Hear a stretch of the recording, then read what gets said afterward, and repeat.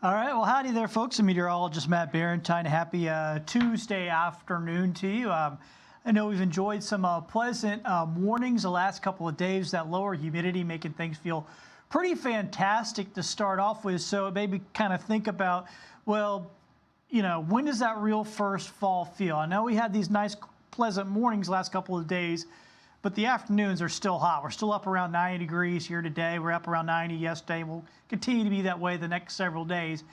So I was thinking, you know, when do we get that first real fall feel? After this summer, we really, really deserve it. And I know we're really looking forward to it in a lot of ways. Let me talk about what we have here. This is what I consider a fall feel, okay? When the highs are in the 70s, and I mean that outside of, you know, an all-day rainfall. You can have some 70-degree days in the summertime when it rains all day long. That's not what I'm talking about. I'm talking about a beautiful 70-something degree day. Lows in the 50s. So lows in the 50s, beautiful with highs in the 70s. That, to me, is the fall feel. When do we typically see that for the first time? Well, this is the last 5 years. And the last 3 years is generally towards the end of September. Now, there's been other years, you can see back in 2019 and 2018, where it's more like in mid-October. And keep in mind, we always do have some false falls first, right? We'll get one of those days, maybe here at the end of September, and then we warm up for another week or two before we get that cool air to come back in. So sometimes we get a little taste of it, well, usually we do, and then we get back to the warmth, and they might do that a couple of times before you get solidly into that fall-like weather. But generally, this is about the time when it first happens, towards the end of the month. Is that going to happen this time around? I don't think so, unfortunately. Here's the long-range forecast for the next 10 days, and you can see upper 80s, low 90s, all the way through, and that takes us, what, through the...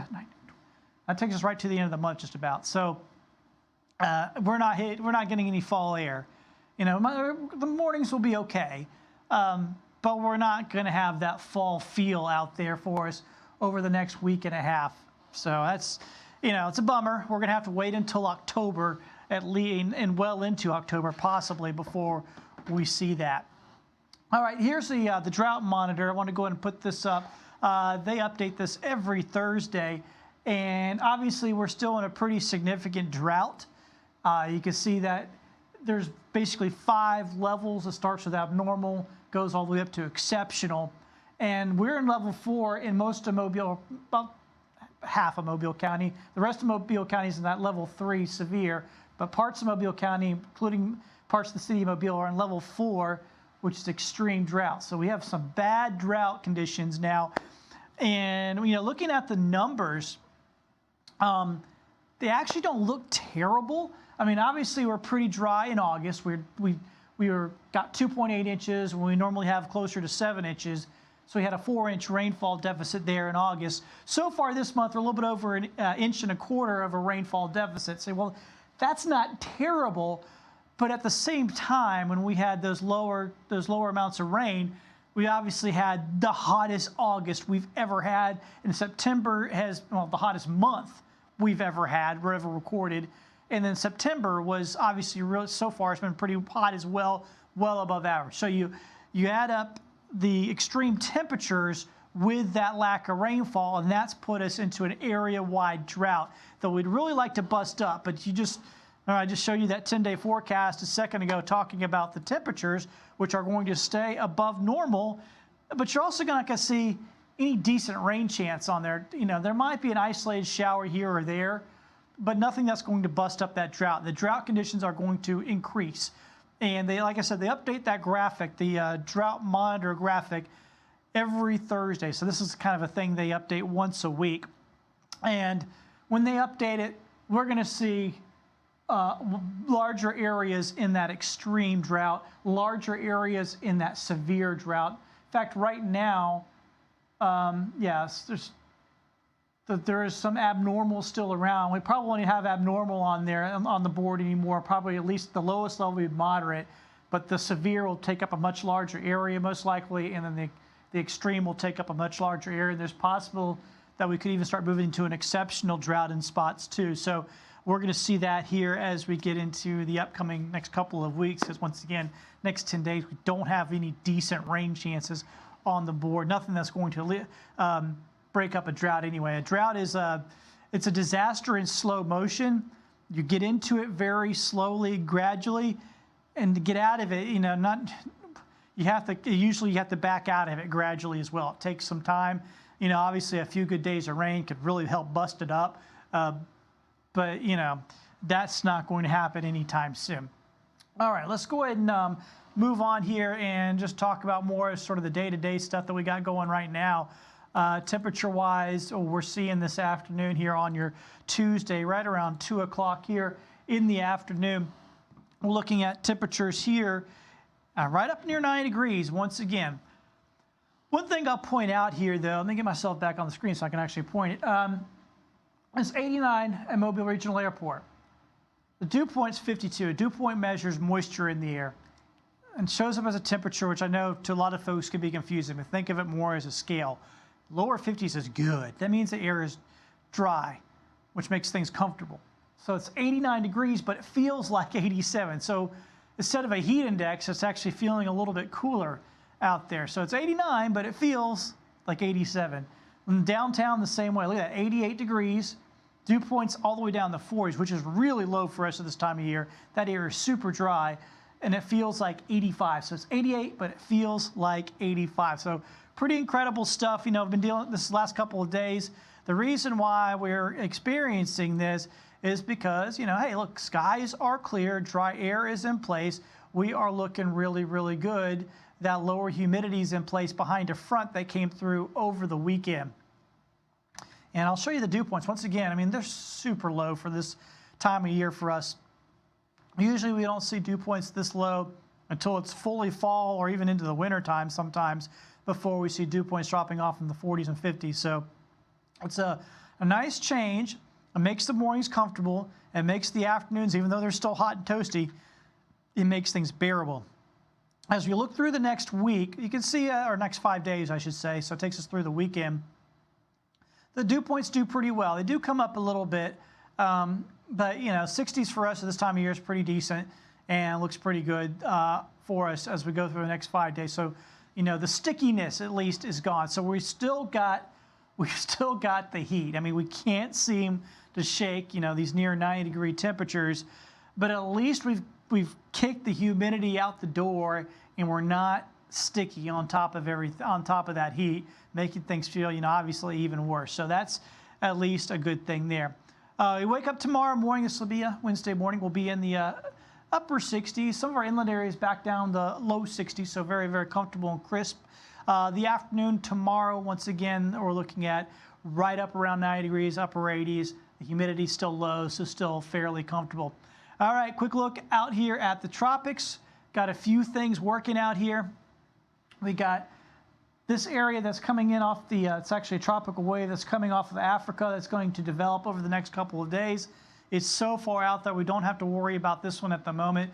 So don't worry about that one. It's got so far out.